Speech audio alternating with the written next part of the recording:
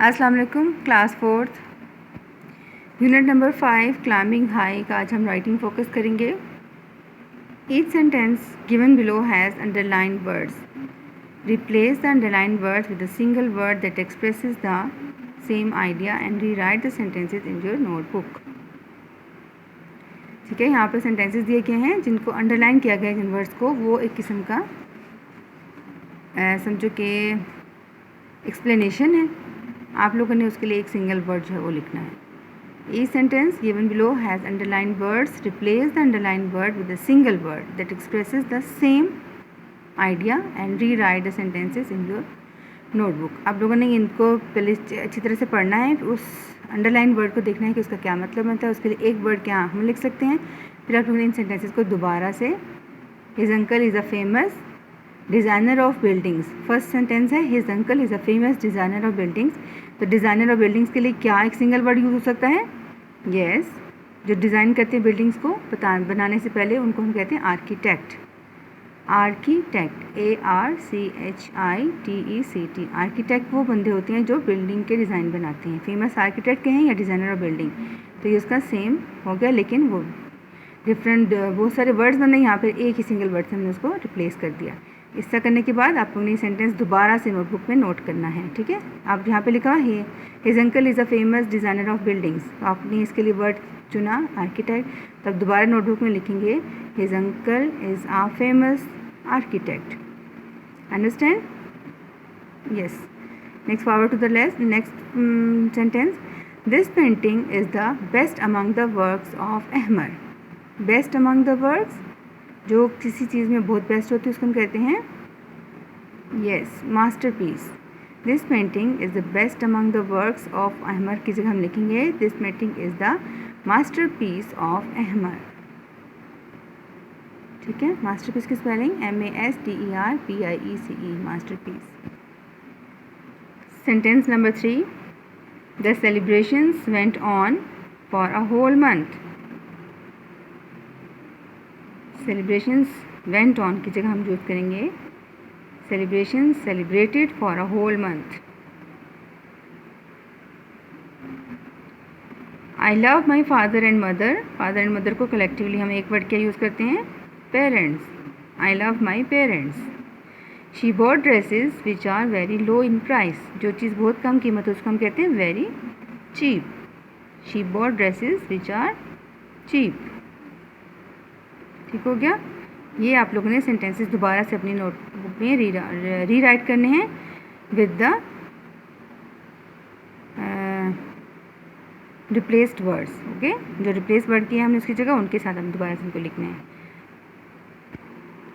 ये students read the information given below for writing a biography. Biography लिखने के लिए आप लोगों को यहाँ पर इन्फॉर्मेशन दी जा रही है कि कैसे आप लिखेंगे। बायोग्राफी का मतलब होता है an essay written for the life history of a person or thing or any animal। किसी जानवर, इंसान या चीज़ के बारे में, या किसी आर्टिकल, किसी भी हम नॉन लिविंग थिंग के बारे में, कोई भी उसके बारे में लिखें तो वो उसका बायोग्राफी कहलाएगी। अगर वो चीज़ खुद से अपने वर्ड्स में बताए कि मेरे साथ क्या हुआ, मैं कब पैदा हुआ, मैं कब पढ़ा, कहाँ क्या कुछ किया, जो सेल्फ एक्सप्लेनेशन होती है about her self, in self और एनी नॉन लिविंग थिंग, तो वो उसको हम कहते हैं वो ऑटोबायोग्राफी है। तो यहाँ पर बायोग्राफी लिखने के हमें स्टेप्स बताए जा रहे हैं। सबसे पहले है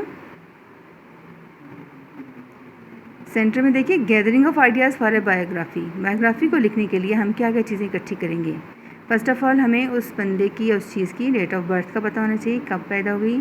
फिर है स्कूलिंग, कॉलेज लाइफ, फिर कैरियर कि उन्होंने क्या कैरियर अपनाया। फिर why this person is important, क्यों इम्पॉर्टेंट है, इसकी फैमिली कैसी थी, और हॉबीज़ या इंटरेस्ट क्या क्या उनको पसंद थी, शौक क्या क्या चीज़ें थी। रीजंस फॉर फेम, मशहूर होने की वजह क्या थी। इंफॉर्मेशन अबाउट द पर्सनस एकम्प्लिशमेंट्स, कि जो उसने हासिल की चीज़ें इन तमाम अरसे के दौरान ज़िंदगी उसकी गुजारी, पढ़ाई लिखाई की, क्या कुछ उसने हासिल किया। ठीक है, ये हो गया हमारा बायोग्राफी लिखने के लिए पॉइंट्स। जैसे हम लिखें फर्स्ट ऑफ ऑल लिखें डेट ऑफ बर्थ, हम अपनी किसी फ्रेंड की या अपनी किसी फैमिली मेम्बर की या फिर किसी मशहूर इंसान की लिख सकते हैं। इसके अंदर जैसे यहाँ पर Rashid Minhaj, right A short biography of any of the following personalities in your notebook. अब देखिए यहाँ पे आपको टॉपिक दे दिए राशिद मिन्हाज। आप इसके लिए क्या करें, राशिद मिन्हाज को आप अगर आपके पास बुक में नहीं है, किसी ग्रामर की बुक से देख सकते हैं, या फिर आप कहाँ से इन्फॉर्मेशन ले सकते हैं, नेट से, इंटरनेट यूज़ करिए, वहाँ आप राशिद मिन्हाज के बारे में इन्फॉर्मेशन गैदर कीजिए। पहले आप लिखेंगे डेट ऑफ बर्थ उनकी क्या थी, फिर उनकी फैमिली कैसी थी, स्कूल कॉलेज लाइफ कैसी गुजरी, हॉबीज़ क्या थी। मतलब अब एक पॉइंट आप राइट साइड से लीजिए, एक लेफ़्ट से लीजिए। First of all date of birth से स्टार्ट करेंगे, फिर फैमिली, फिर उसके बाद स्कूल और कॉलेज लाइफ कैसी थी, फिर हॉबीज़ इंटरेस्ट कैसे थे, फिर कैरियर क्या ज्वाइन किया, रीजंस फॉर फेम क्यों मशहूर हो गए, why this person is important, ये इंपॉर्टेंट क्यों है, and information about the persons accomplishments, जो उन्होंने हासिल की चीज़ें। ठीक है, इसमें आपको 3 टॉपिक्स दिए गए हैं, एक है राशिद मिन्हाज, दूसरे अब्दुल सत्तार ईदी या अरफा करीम। इनके बारे में आपने इन्फॉर्मेशन लेके उनकी पहले आप डेट ऑफ बर्थ लिखेंगे, फैमिली बैकग्राउंड बताएंगे, स्कूल कॉलेज के बारे में लाइफ बताएंगे, फिर हॉबीज़ बताएंगे, कैरियर, रीजंस फॉर फेम। ठीक है, इस तरह से आपको ऑटोबायोग्राफी लिखने में बायोग्राफी लिखने में बहुत आसानी होगी, क्योंकि आप किसी पर्सन के बारे में जो लिखते हैं तो वो कहलाती है बायोग्राफी। तो नेट से हेल्प लेंगे, आपको पूरा जो है वो ऐसे एकदम से सामने आ जाएगा। आप उसमें से पहले डेट ऑफ बर्थ लिखिए, फिर उसकी फैमिली बैकग्राउंड लिखिए कि फैमिली उनकी कैसी थी, रिच थे, रिलीजियस थे, या फिर क्या वो काम करते थे वो लोग, किस किस्म की फैमिली है ये उनकी फैमिली। यहाँ पर हमने जैसे पढ़ा, किसके बारे में पढ़ा भी हमने, हाँ जी, क्लाइंबिंग हाई में पढ़ा है ना, उसमें था किसका, समीना ख्याल बेग के बारे में। इसी तरह से और भी हमारे पास इंपॉर्टेंट पर्सनैलिटीज़ हैं जिनके हम date of birth, family background, school college कहाँ से पढ़ा उन्होंने।